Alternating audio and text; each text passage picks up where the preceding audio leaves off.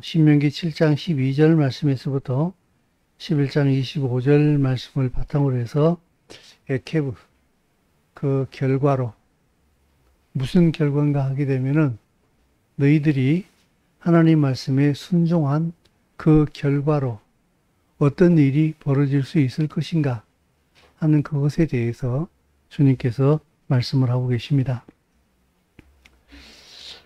지난주에 저희 집사람을 통해서 이제 얘기를 들었는데, 러시아 노보시비리스크에서 사역을 하고 계시는 선교사님 부부가 계신데, 그 남편이 대동맥에 문제가 좀 심각하게 있어요. 그리고 또 근육종이라는 것이 있는데, 제가 사진을 봤더니 여기 팔뚝이 이렇게 이만큼 이렇게 튀어 올라와 있더라고. 이게 근육종이 무엇인지는 정확하게 모르겠습니다만은. 그래서 이것을 치료하기 위해 가지고 지금 러시아가 전쟁 중이잖아요. 그래서 나라에 들어가고 나가고 하는 게 굉장히 어려운 상황인데, 두 번이나 이 치료를 위해서 한국을 나왔었어요. 근데 여기서 어느 병원이라고 밝히는 것은 좀 적절하지 않은 것 같아서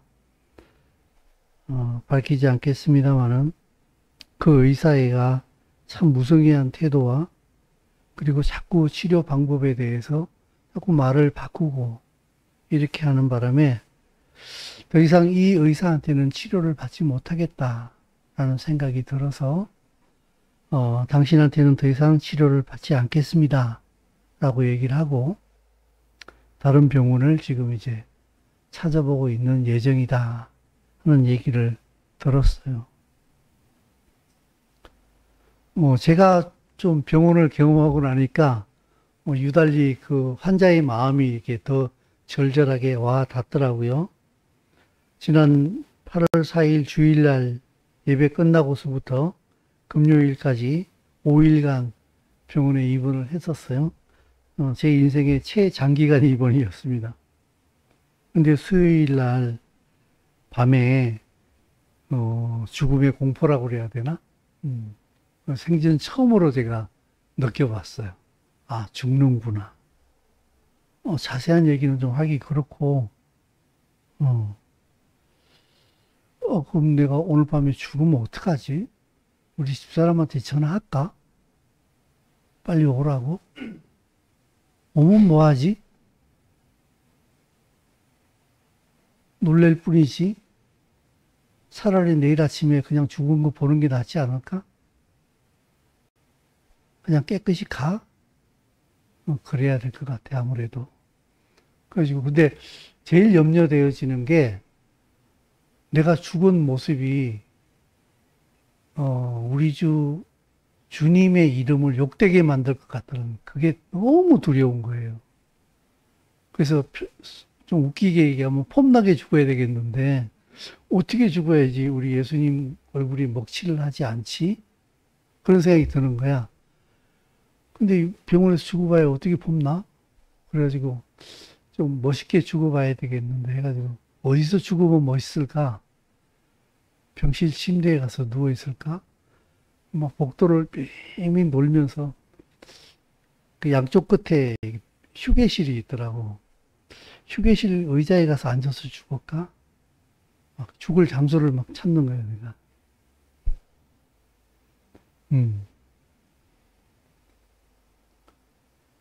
정말 할 게 아무것도 없더라고. 그래서 간호사한테 가서 내가 지금 이렇게 가슴이 엄청 답답해진다. 어떻게 좀 조치를 취해봐라 그랬더니, 뭐 군뱅이가 기어가도 그거보단 빨리 기어갈 거야. 네, 알겠습니다. 조치를 취해보죠. 그러더니 뭐 오는 의사도 없고 한 30분 지나서야 오더니 제 피를 뽑아가더라고. 그래서 조금 있더니 이제 거기서는 기사라고 표현을 하더군요. 이렇게 사진 찍으러 왔다 갔다 할 때 휠체어 태워서 이렇게 옮기는 사람. 기사가 오더니 날 태워서 엑스레이실로 가서 엑스레이 찍었어요. 올라와가지고 피검사에 이상 없다. 엑스레이 찍어봤더니 가슴에 이상 없다. 편안히 주무세요. 이러는 거야. 이런 편안히 주무세요? 절대 무력감을 내가 맛봤어요. 죽음 앞에서 내가 할 수 있는 게 정말 아무것도 없구나. 정말 아무것도 없네.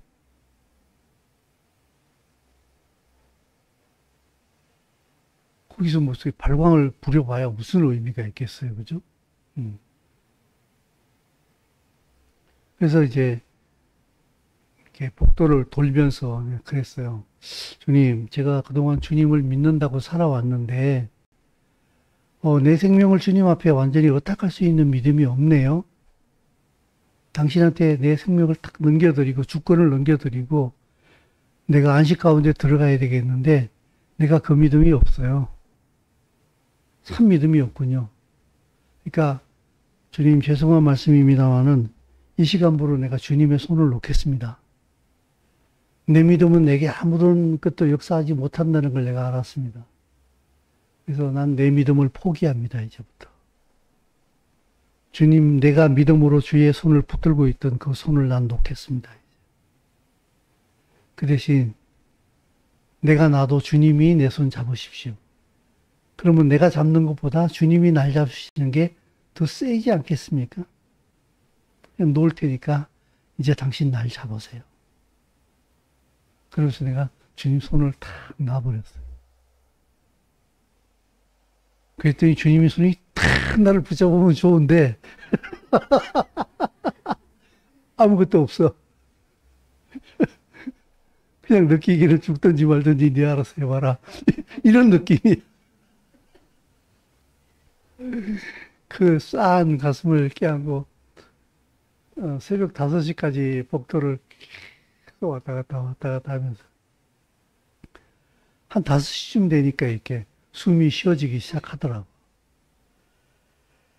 그래가지고 이제 침대에 가서 누워가지고 좀 자볼까 이제 잠을 딱 청하고 있는데 허버님 혈압 재겠습니다.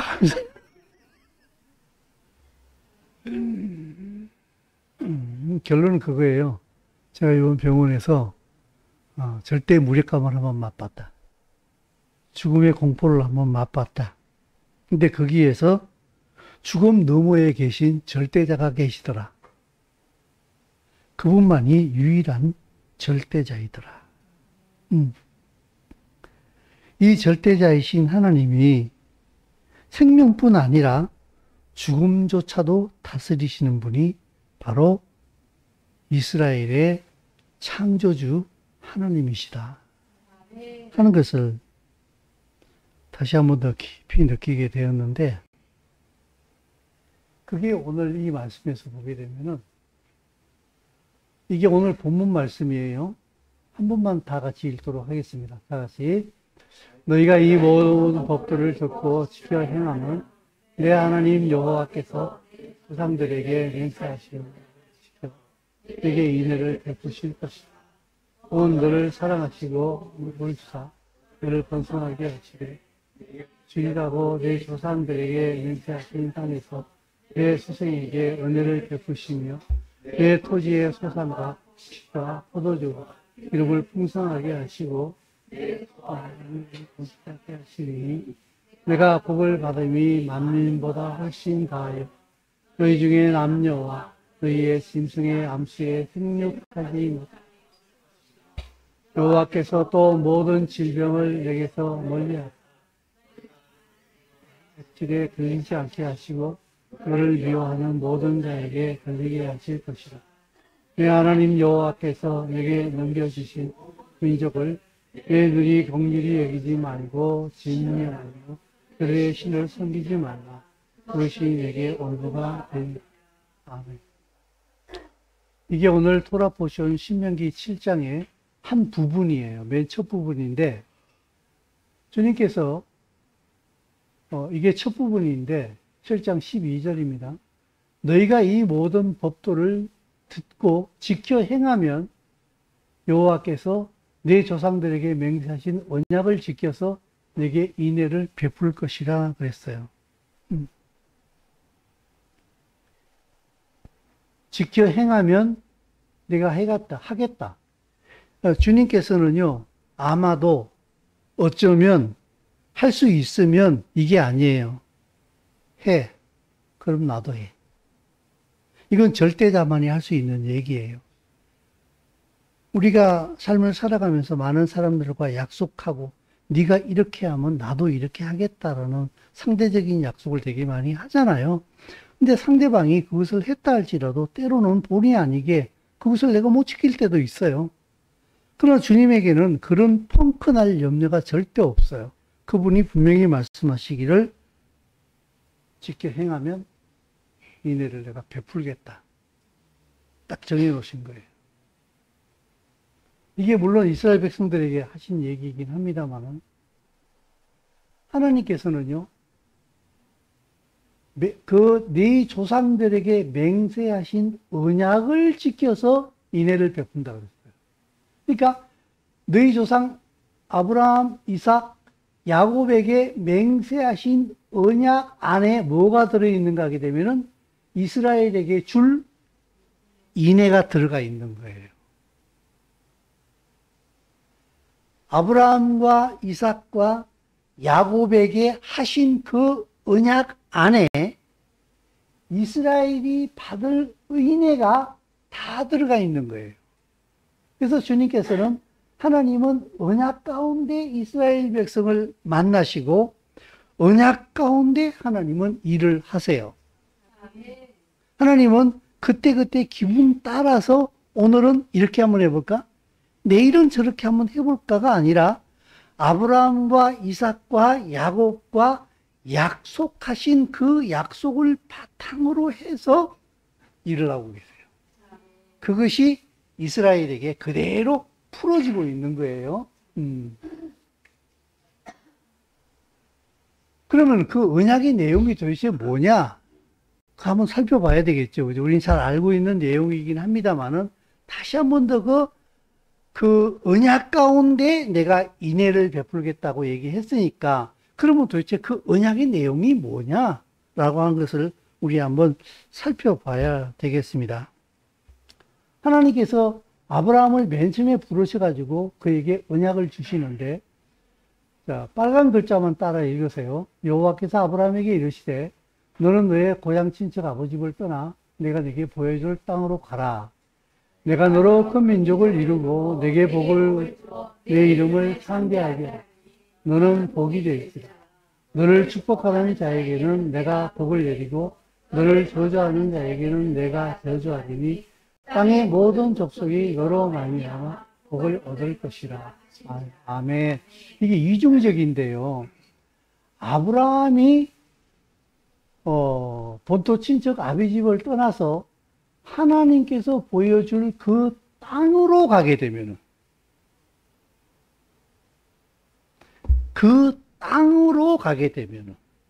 딴 데 가면 안 돼요.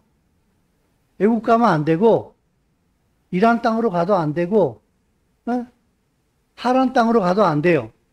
하나님께서 지시하신 그 땅으로 가면은 하나님께서 아브라함으로 큰 민족을 이루고 아브라함에게 복을 주어 아브라함의 이름을 창대하게 하겠고 모든 사람에게 복의 근원이 될 것이다.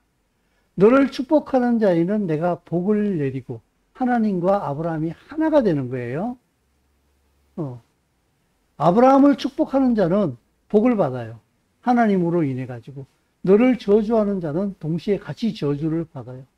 땅의 모든 족속이 아브라함으로 말미암아 복을 얻을 것이다 라고 얘기했어요. 이건 아브라함이 본토 친척 아비 집을 떠나는 것은 아브라함 한 사람이 떠나는 것인데 이 아브라함의 한 사람이 떠나는 것은 전 민족의 대표로서 떠나는 거예요. 왜냐하면은 이로 인해 가지고 아브라함이 그 땅으로 가는데 땅의 모든 족속이 아브라함으로 말미암아 복을 받게 될 거예요. 아브라함이 그 길을 안 떠나면은 모든 족속이 복을 못 받아요. 물론 하나님께서 다른 사람으로 대체할 수도 있겠지요. 그죠? 그러나 하나님께서는 아브라함에게 이 미션을 주셨어요. 이게 아브라함의 사명이고 하나님께서 아브라함에게 주신 언약이에요. 네가 그 땅으로 가게 되면은 큰 민족을 이루고 복을 주어 가지고 모든 민족이 너로 말미암아 복을 받게 하겠다. 근데 이거는 아직까지 좀 더 구체적이지 않아요. 그 다음에 보게 되면은 그 아브라함의 복이 조금 더 구체적으로 나타납니다. 자, 빨간 글자만 따라 읽으세요. 아브라함이 또 이르되, 창세기 15장 말씀입니다. 12장에서 3장을 넘어갔어요. 주께서 내게 씨를 주지 아니하셨으니 내 집에서 길린 자가 내 상속자가 될 것이니이다. 여호와의 말씀이 그에게 임하여 이르시되, 그 사람이 상속자가 아니라 네 몸에서 날 자가 내 상속자가 되리라. 이 아브라함에게는 자식이 없었잖아요. 여러분 우리 잘 아시는 대로, 그죠? 엘리에셀이라고 하는 한 늙은 종이 있을 뿐이에요. 그래서 아브라함이 하나님께 말씀을 드리기를, 나 이제 죽고 나면은 뭐 없잖아요, 나는. 우리 집에 저 종이 이제 내 상속자가 될 거예요, 이젠. 그렇게 얘기했더니 하나님께서 말씀하시기를, 아니야. 그 사람이 상속자가 아니야. 네 몸에서 날 상속자가 네 상속자가 된다. 그게 누구예요? 바로 이삭 아닙니까? 그죠? 그것을 말씀하시는데 보게 되면은 그를 이끌고 밖으로 나가 이르시되, 하늘을 우러러 무뼈를 셀 수 있나 보라. 또 그에게 이르시되, 내 자손이 이와 같다. 한 명도 없는데 하늘의 별처럼 많을 것이래.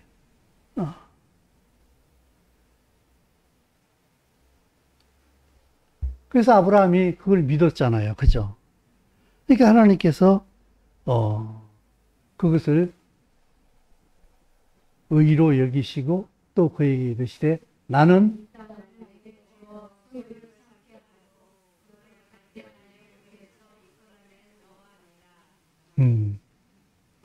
여호와의 이름은요, 어떻게 해서 여호와의 이름이라는 것이 인정되어질 수 있는가 하게 되면요, 이 땅을 아브라함에게 주어서 아브라함의 소유를 만들어 줄 때에 여호와가 되는 거예요.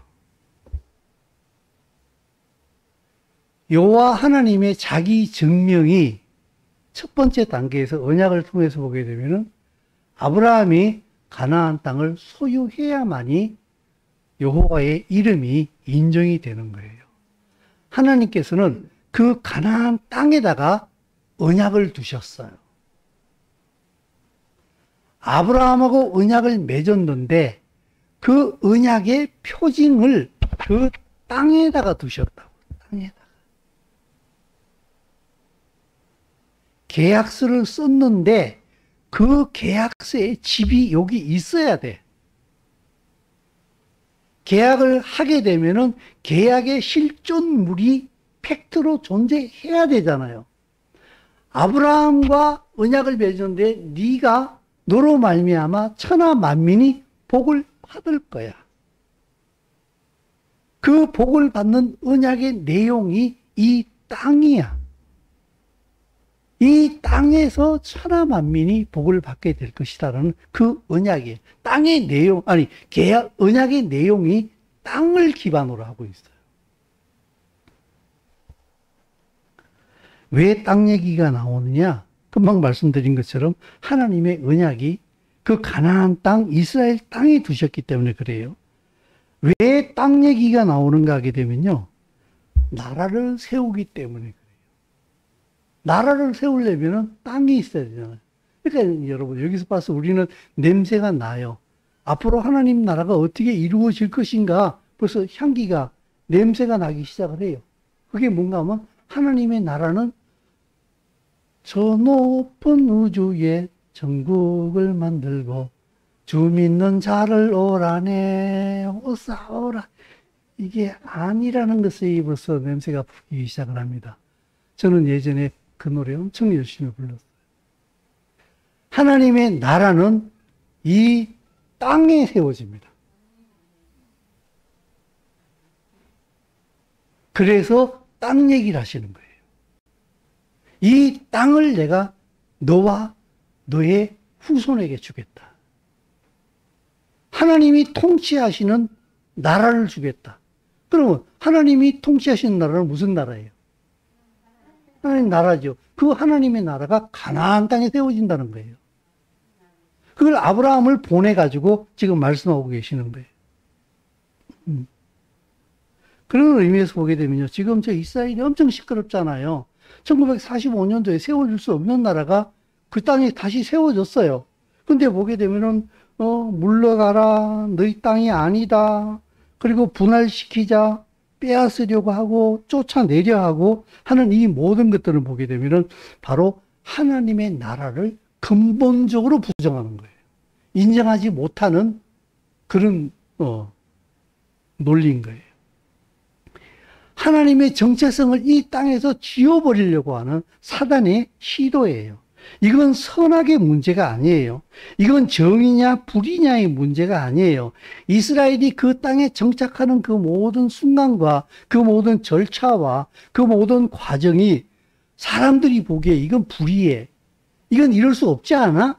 라고 어떤 그 선악의 문제나 정의와 그리고 불의의 문제로 본다고 하게 되면은 분명히 문제는 있을 거예요.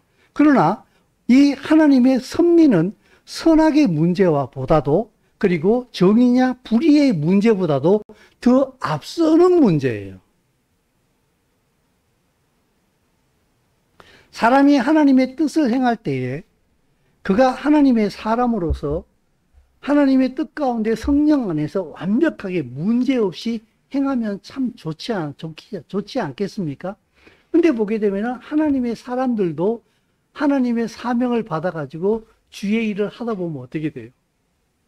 때로는 사람들이 보기에 비난받을 수 있는 행위들이 나와요. 보게 되면 그게 옳다는 얘기가 아니라 그런 것들이 있더란 얘기죠. 그죠? 그래서 주님께서 아브라함이 그러면 주님 자 읽어야죠. 주 여호와여 내가 이 땅을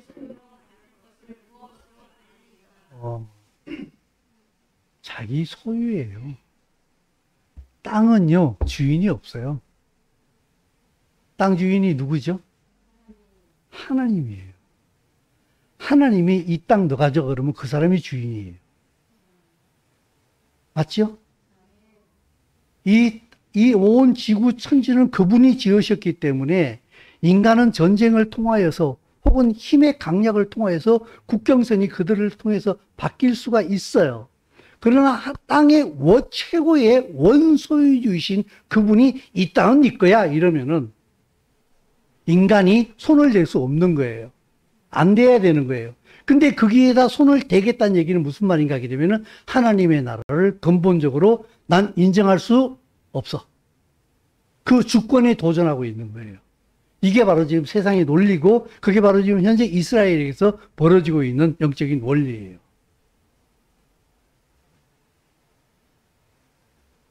그리고 우리 이 이후의 내용 아시잖아요? 여호와여 내가 이 땅을 내 소유로 받을 것을 무엇으로 알릴까 그랬더니 재물 가져와 그러시고 나중에 아브라함을 깊이 잠들게 하신 다음에 하나님께서 횃불 모양으로 그 재물 사이를 홀로 지나가시죠. 그러면 하나님께서 내가 이 언약을 내가 이루겠다라고 하는 선포예요. 아브라함 뭐 했어요? 잤어요. 아브라함 잠재워 놓고서 주님이 홀로 지나가셨어요. 이 언약은 이 가나안 땅이 아브라함의 후손이 차지하게 되고 이스라엘이 차지하게 되어서 이 땅에 하나님의 나라가 세워질 것은 누가 이루는가 하게 되면은 내가 이룬다. 그 선포인 거예요.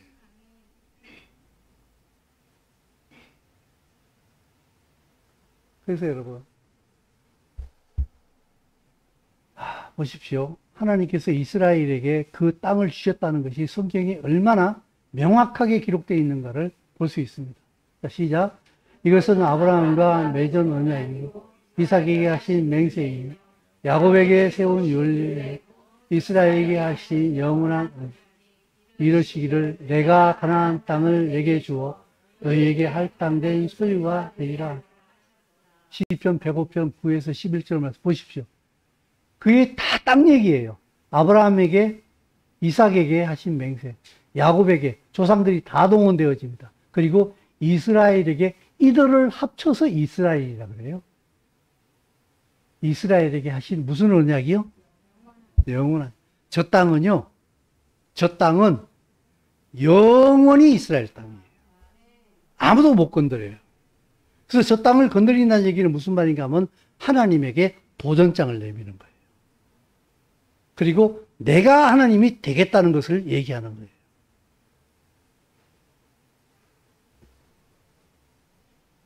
그리고 이러시기를 내가 가나안 땅을 잘 보십시오. 여기에 무슨 딴 땅이 아니에요.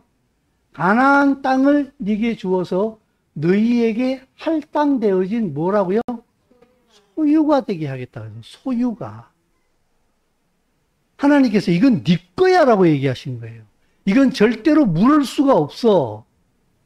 이 땅은 오직 이스라엘만이 가지는 거야.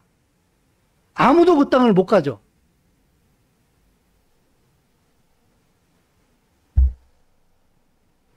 하나님이여 일어나사 세상을 심판하소서. 그죠? 모든 나라가 누구 소유예요? 주의 소유인데 그 주의 소유 중에 이스라엘을 가나안 땅을 너희에게 소유로 줬다는 거예요. 아까 내가 얘기했죠. 땅 주인이 요건 네 거야 라고 줬다는 거예요. 그러므로 주인이 이 땅을 줬는데 다른 사람이 와가지고 야, 이 땅 내놔. 우리 주인이 줬는데 주인 좋아하고 있는데 내놔. 이러면 어떻게 돼요? 누구한테 도전하는 거예요? 땅 주인한테 도전하는 거죠. 그죠? 그 얘기예요. 우리가 시편을 보다 보게 되면요. 굉장히 예언적인 내용이 많은데 그저 그냥 말이 그러려니 하고 그냥 이스라엘을 모르기 때문에 퉁 치고 그냥 뭐 그런가 봐. 그냥 이렇게 하고 그냥 넘어가는 내용이 너무 많다는 거예요. 자,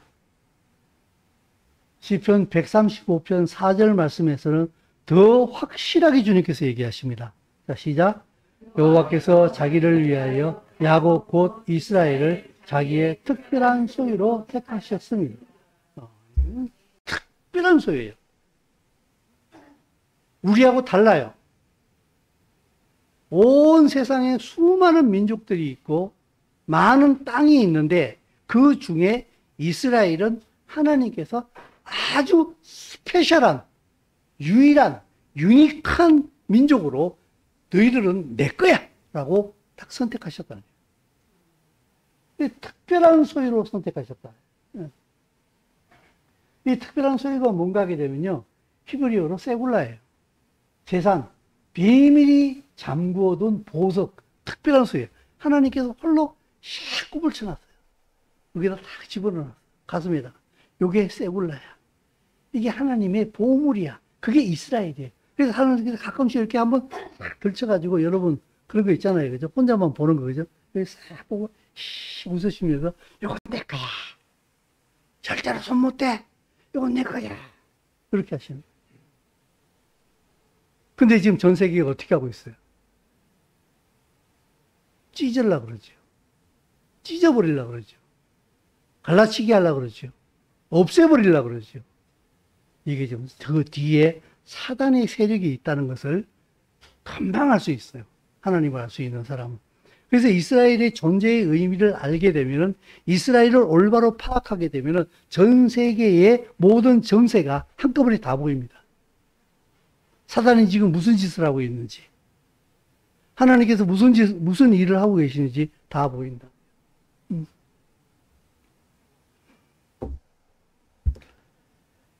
하나님이 아주 특별한 소예요.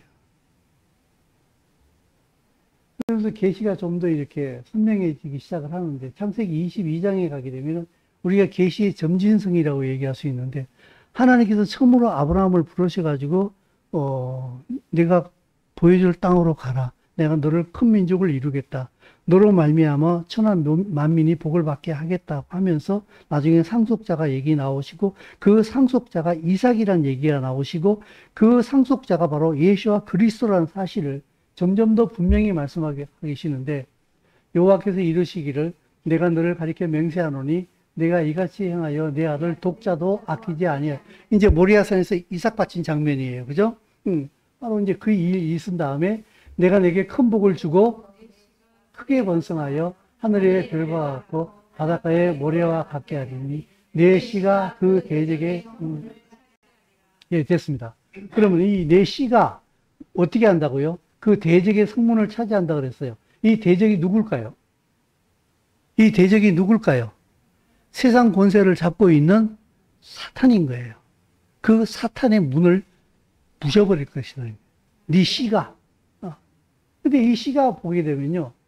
히브리어 원어를 보게 되면은 자르아카라고 그래가지고 내 씨예요. 명사, 남성 명사 2인칭 단수예요. 제가 여기다가 파싱을 해놓은 이유는 무엇인가 하게 되면은 분명하게 하기 위해서요. 내 씨는 복수가 아니에요. 자라아카는 단수예요. 한 명을 두고 얘기해요. 한 명을. 네 상속자가 나중에는 보게 되면 하늘에 별과 같이 많다고 그랬잖아요. 그죠? 이 별과 같이 많은 상속자가 예수와 안에서 하나예요. 이게 원유맨이라고. 근데 그걸 이루어내는 한 씨가 단수예요. 이게 바로 예수와 그리스도예요. 나중에 갈라디아서에서 신약 성경에서 사도 바울이 말하기를 형제들아 내가 사람의 예대로 말하노니 사람의 언약이라도 정한 후에는 아무도 못 패한다. 야, 이 약속들은 아브라함 그 자손에게 말씀하신 것인데 여럿을 가리켜 그 자손들이라 하지 아니하시고 오직 한 사람을 가리켜 내 자손이라 하셨으니 곧 그리스도라. 예. 곧 다시 말해서 이 온 천하 만민을 복을 받게 만들 한 씨가 있는데 그 씨가 바로 예수와 그리스도가 되는, 그게 아브라함의 후손으로 올 거라는 거예요. 네. 그리고 그가 가나안 땅에 이스라엘의 왕이 될 거다. 그걸 선포하시는 거예요. 네, 여러분, 네 씨가 오직 한 사람을 가리켜요. 그죠? 네 씨가 오직 한 사람을 가리키고 있다. 한 사람. 그 한 사람이 누구냐? 바로 그리스도예요. 예수와 그리스도 안에 모든 언약이 집대성되어진다. 그 왕이 그 언약을 가지고 때가 되매 이스라엘 땅에 오시는 거예요. 왕으로 임하시는 거예요. 근데 마구간 못 알아봤어. 죽여버렸어. 그렇다고 그 언약이 무효화되어지느냐? 그렇지 않다. 그가 왕이라는 사실을 알고 있는 유대인과 그가 왕이라는 사실을 알고 있는 이방인들이 이 땅에서 여전히 하나님의 백성으로서 살고 있다. 그들이 그리스도의 장성한 분량에 이를 때에 그 왕이 이 땅에 다시 오신다. 그리고 하나님의 나라가 이스라엘 땅에 완성되어지게 되고 그리고 온 천지가 이스라엘이 되어버린다. 그걸 성경이 얘기를 하고 있는 거예요. 이걸 설명을 할까요, 말까요? 설명을 안 하는 게 오히려 논리상으로 여러분이 이해를 하는 게 더 좋을 것 같아가지고 그냥 넘어가도록 하겠습니다. 이스라엘은요, 하나님이 율법을 아까 우리 신명기에서 얘기했잖아요.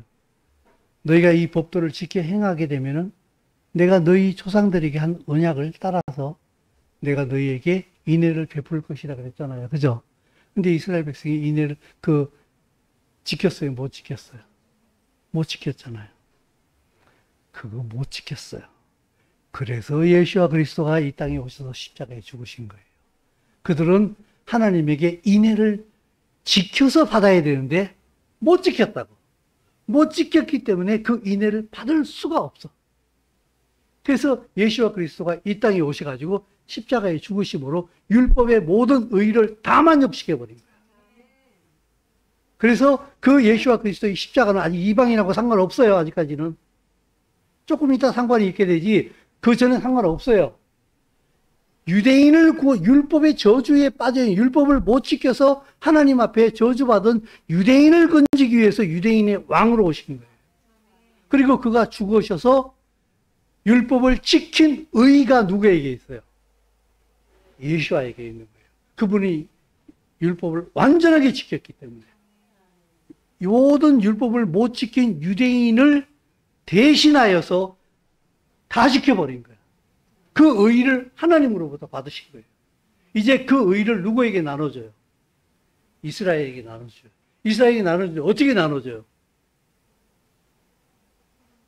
믿는 자에게. 이제 그냥 주는 거야. 믿으면 주는 거야. 그냥. 아, 당신이 하나님의 아들이십니다. 그 요한복음 1장 12절이요. 영접하는 자, 곧 그 이름을 믿는 자에게는 하나님의 자녀가 되는 권세를 주셨어요. 먼저는 유대인이에요. 그게. 먼저는 유대인이에요. 우리는 그 구원받은 구원의 확신 막 이러고 얘기할 때 요한복음 1장 12절을 엄청나게 들이대고 막 했잖아요. 그죠? 먼저는 유대인이에요. 그 예수아가 아, 이분이 하나님의 아들이셨구나. 아, 이분이 바로 우리를 인도하셨던 애굽에서 우리를 이끌어내신 여호와이시네. 이걸 알아보는 자에게 하나님의 자녀가 되는 권세를 줬다. 그걸 알아본 게 제자들 아닙니까? 그래서 도마가 조금 미끄러졌죠. 부활하신 다음에 못 만났잖아. 그러니까는 뭐 예수님이 부활하셨어 막 이러니까 야, 어떻게 사람이 죽었다 살아나냐? 내가 그 옆구리에 손을 집어넣고 손바닥에 못 박힌데 내 손가락 안 집어넣고도 집어넣어 먹기 전에는 못 만나. 못 믿어. 그때 예수가 나타나셨잖아요. 며칠 있다가. 그리고 도마에게 말씀하시기를 네 손을 내밀어 내 옆구리에 넣고 네 손가락을 해서 내 여기다 찔러봐라. 그랬더니 도마가 뭐라 그럽니까? 그때 한번 찔러볼게. 일로 오세요. 그랬습니까? 나의 주, 나의 하나님이요. 그게 유대인이 그 고백을 했어요. 유대인이 그 고백을 했다고. 유대인은 삼위일체 사상이 없습니다. 하나님은 한 분이에요. 하나님은 한 분이라고. 유대인의 사상이에요. 도마가 유대인입니까? 이방인입니까? 유대인이죠. 그러면 도마가 예수아를 보고 당신이 나의 주, 나의 하나님이요. 그럼 누구란 얘기예요? 아, 이분이 여호와이시구나. 애굽에서 우리 조상을 인도해 내셨던, 다윗을 인도하셨던, 솔로몬에게 지혜를 주셨던 바로 이분이 여호와이시구나. 그 고백이란 말이에요. 네?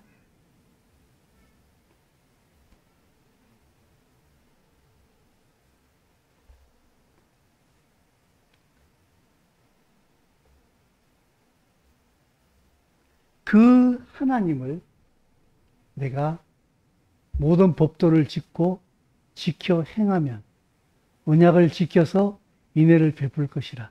이것은요, 예수와 그리스도를 통하여서 우리에게 다시 적용되어집니다. 어떻게 다시 적용되어지는가 하면은 내가 예수와를 나의 구주로 섬기게 될 때에 옛날 이스라엘 백성들은 자기 힘으로 그 법을 지키려고 했는데 우리는 성령 안에서 믿음으로 지켜 행할 수 있는 능력이 생긴 거예요. 네? 그걸 가지고 저는 이렇게 표현을 했어요. 믿음 가운데 순종하면 하나님께서 언약 가운데 우리에게 인애를 베풀게 된다. 이 뜻인 거예요.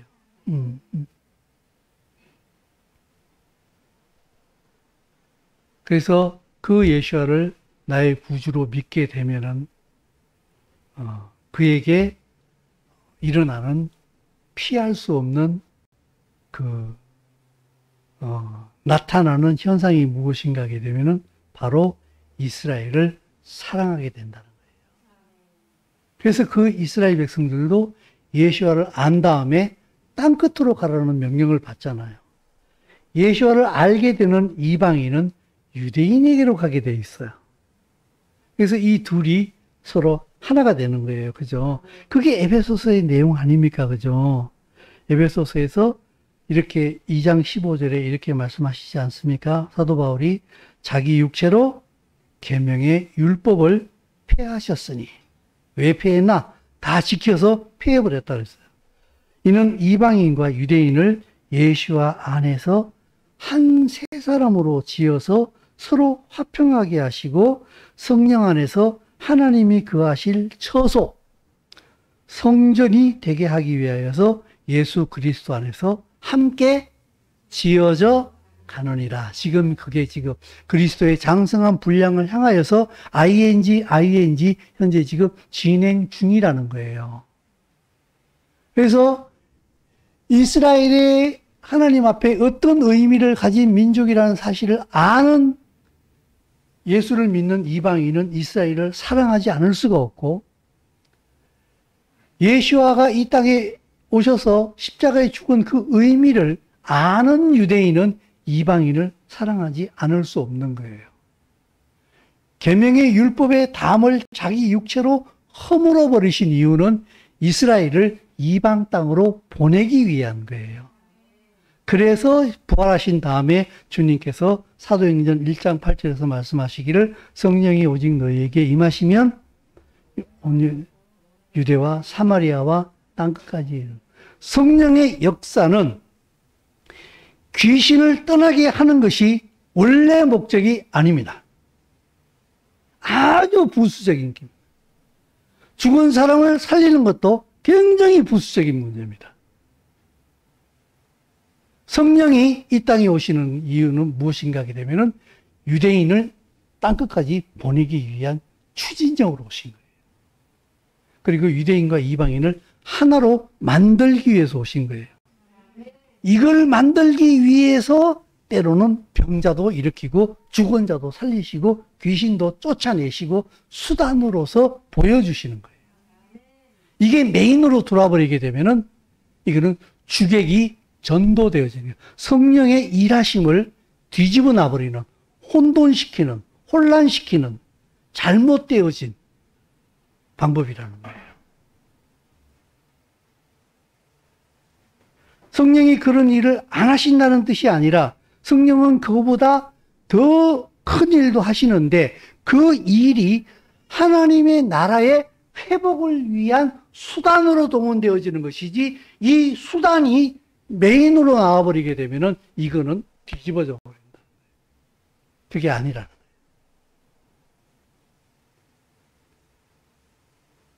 유대인과 이방인을 하나로 만들어서 하나님이 그곳에 계신다고. 하나님은 만유의 주시이기 때문에 유대인만이 있으면은 만유의 주가 될 수가 없어요. 이방인만 있으면은 만유의 주가 될 수가 없어요. 유대인은 아주 지극히 작은 한 민족에 불과합니다만은 전 민족의 의미를 부여할 수 있는 어마어마한 민족의 가치를 지니고 있는 게 유대인이에요. 그래서 반드시 이 둘이 합쳐야만이 하나님이 하나님 될 수 있는 거예요. 하나가 빠져버리게 되면 하나님은 만유의 주가 못 되기 때문에 하나님은 함량 미달이 되어버리는 거예요. 그래서 이 유대인과 이방인이 반드시 하나가 돼야 되는 거예요.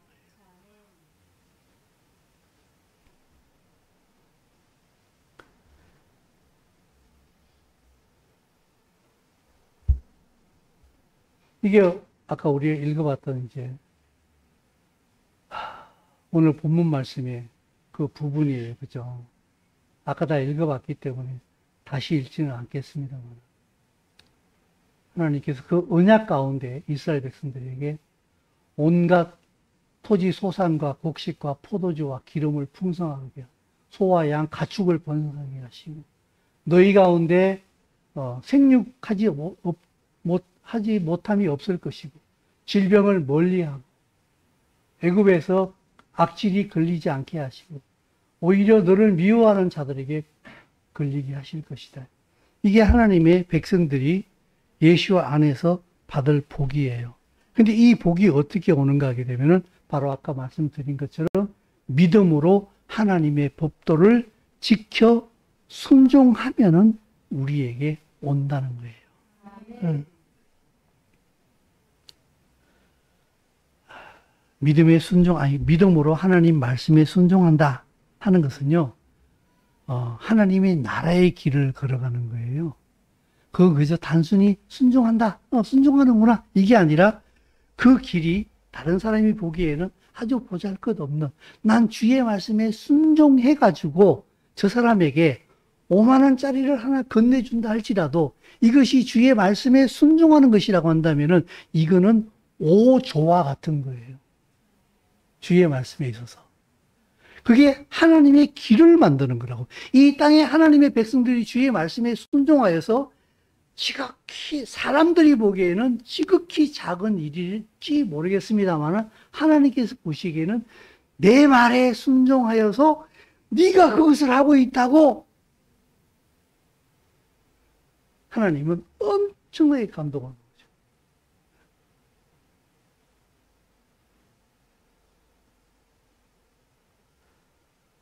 하나님의 복이라는 것은요, 세상의 복으로 오염이 돼가지고 내 뜻대로 되는 것이라고 자꾸 착각을 해요. 그게 아니에요. 순종하면 이 땅에서 고난과 결핍이 있다 할지라도 그 가운데에 나를 통해서 하나님의 뜻이 이루어진다는 그게 복이에요. 내가 하나님의 복을 이루는 자로서의 도구로서 살아가는 게 이거보다 더 큰 복이 어디 있단 말입니까? 그래서 예수님께서도 말씀하시기를 너희가 천하를 다 가진다 할지라도 오늘 밤에 내가 너 이로 컴온 하면은 그게 무슨 소용이 있겠느냐 말씀하시지 않습니까? 그죠? 오늘 이 토라 포션의 제목이 에케브예요. 그 결과로. 다시 말해서 듣고 행하면. 이스라엘 백성들에게는 에케브가 조건이었어요. 그러나 그들은 이 조건을 못 지켰어요. 그러나 이제 우리는 예수와 안에서 믿음으로 순종하면은 하나님의 인애 가운데 살게 된다. 우리 히브리어로 불러도 헤세드라는 말 잘 들어보시죠. 인자하심 안에 내가 듣고 지켜 순종하면은 그게 뭔가 하게 되면 순종한다는 그게 뭔가 하게 되면은 나는 하나님의 백성이에요라고 자기를 증명하는 거예요. 자기 존재 증명이에요. 하나님께서 그에게 은혜를 주신다. 제가 이 주초에 이 말씀을 맨 처음에 묵상할 때에 이 부분이 참 강하게 다가왔어요. 너희가 이 모든 법도를 지켜 행하면 내 하나님 여호와께서 내 조상들에게 맹세하신 언약을 지켜 내게 인애를 베풀 것이라. 이 세상에 하나님을 축복할 수 있는 사람이 있을까요? 없죠. 근데 우리가 하나님을 축복할 수 있는 사람이에요. 하나님은 사람의 축복이 필요 없는 분이에요. 근데 내가 주의 말씀을 지키잖아요. 그러면요, 하나님이 이 땅에서 복을 받아요. 하나님이 하나님 되신다고요. 우리의 순종으로 말미암아. 그러니까 그 말을 조금 더 과대하게 되면은 하나님에게 복을 줄 수 있는 사람이 바로 우리예요. 우리가 하나님 말씀에 순종해버리게 되면은 하나님이 우리의 순종을 통하여서 하나님 돼버려요. 세상에서. 이거보다 하나님이 받을 수 있는 복이 어디 있단 말입니까? 왜냐? 세상 사람들이 하나님을 인정하지 않잖아요. 하나님께서 이스라엘을 인정하시는데 이스라엘을 짓밟아버리잖아요. 찢어버리잖아요. 아니라고 하나님께 도전하고 있잖아요. 정의가 아니라고, 선이 아니라고 이렇게 말하면서 이스라엘을 찢어버리잖아요. 이때 우리가 그것을 막아서서 이것은 당신의 땅이십니다. 이스라엘은 하나님의 특별한 소유이십니다. 나는 그걸 믿습니다. 어떻게 믿는데? 내가 당신의 말씀을 이 땅에서 순종하며 살아가겠습니다. 그것이 하나님을 하나님 되게 만드는, 다시 말해서 이스라엘을 축복하는 그것이 된다는 말입니다. 세상은요, 원치 않게 극단적이 되어가고 있습니다. 그 순회 복음, 순회 선교단의 그 옛날에 예전에 대표이시던 그 김용인가? 그 선교사님 설교할 때 보게 되면은 우리는 극단적이어야 됩니다. 막 이러잖아요. 그렇죠? 왜 그래요? 세상이요, 너무 기울었어요. 너무 기울었어요, 지금. 그래서 극단적이 아닐 수가 없어요. 양극단으로 이제 중간이 없어요. 중간이 없어요. 난 중간지대에 있고 싶은데 스위스를 선택하고 중립국가가 되고 싶은데 그게 없어요. 용납을 안 해요. 이제 주님이 오실 때가 해가 중천에 여러분, 해가 아침에 이렇게 동쪽에서 딱 뜨게 되면은 그림자가 지긴 지는데 그림자의 경계선이 약간 좀 불투명하잖아요. 그죠? 그거 길게 쭉 뻗어가잖아요. 근데 해가 나중에 중천에 딱 뜨면 어떻게 돼요? 그림자와 빛이 선명하게 나뉘죠. 주님이 오실 때가 되면 그 메시아의 빛이 이 땅에 확실하게 비치기 시작하면 어떻게 돼요? 중간 지대가 없어요. 하나님의 백성이냐? 아니냐? 이 둘 중에 하나밖에 없어요. 나는 중간지대인데, 난 믿는 것 같기도 하고, 안 믿는 것 같기도 하고, 그게 나니까 중간이야. 없어요. 없어요. 지는 중간이라고 얘기하는데, 우리는 모르겠어요. 근데 그 사람은 하나님께 속했든지, 마귀에게 속했든지, 둘 중에 하나예요. 선명해지기 시작한다고요. 그리고 그 선명한 빛 가운데 주의 백성은 어떻게 살아가느냐? 극단적으로 주의 말씀을 따르기 시작합니다. 너 믿음 지나친 거 아니니? 꼭 그렇게 신앙생활 해야 되겠니? 라고 얘기를 들을 만큼 극단적으로 갑니다. 그게 이 시대라고요. 여러분 지금 어디에 서 계십니까? 기도합시다.